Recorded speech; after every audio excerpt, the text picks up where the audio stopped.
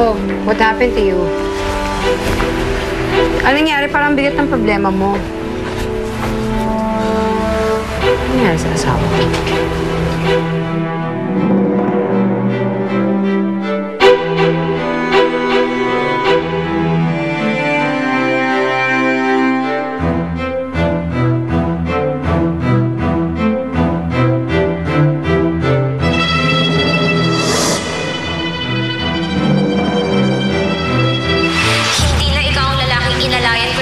Ko. Dahil sa pangakong ililigtas niya ako. Hanggang ngayon ba naman, isusumbat mo pa rin sa akin yung pag-ako mo sa kasalanan mo? Ako ang pumatay kay Charo. At ikaw ang nagbayad sa kanyang ginawa. Pero hindi na natin mababalik ang nakaraan. Hindi na natin maibabalik yung dating Raul na nakilala mo.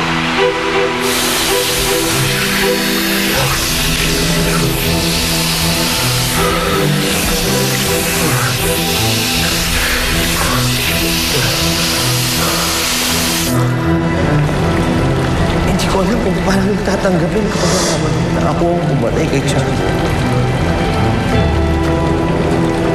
Huli na parang nakausap ka rin.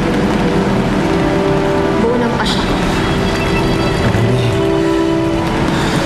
Ang tagal ko nagtiis sa mga kasinungalingan mo. Panahon na para malaman ng lahat ng tao kung sino totoong Raul Marcelo.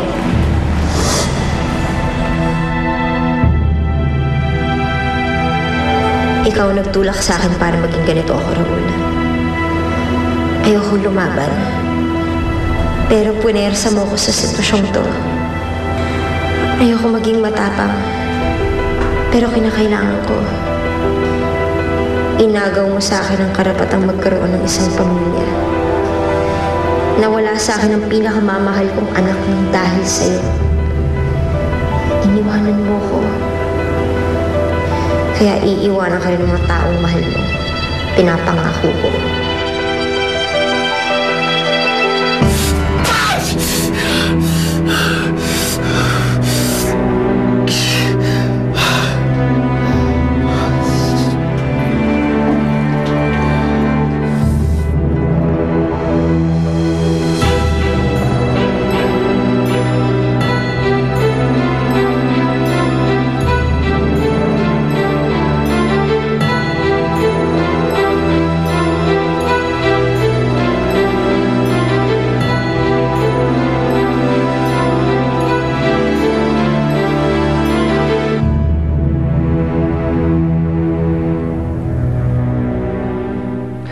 The Kisumbing Group of Companies would like to welcome our new foreign investors.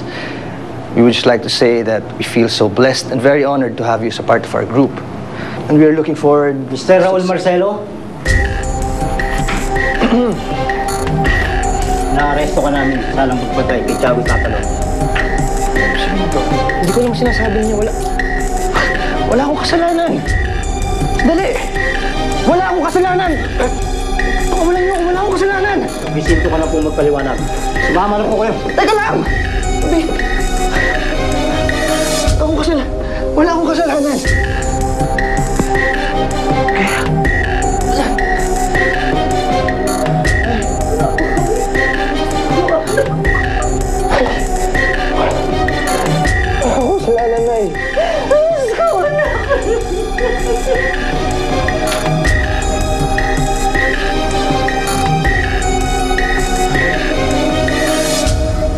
Manos na tayo ngayon.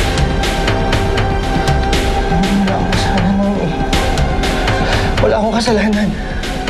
Wala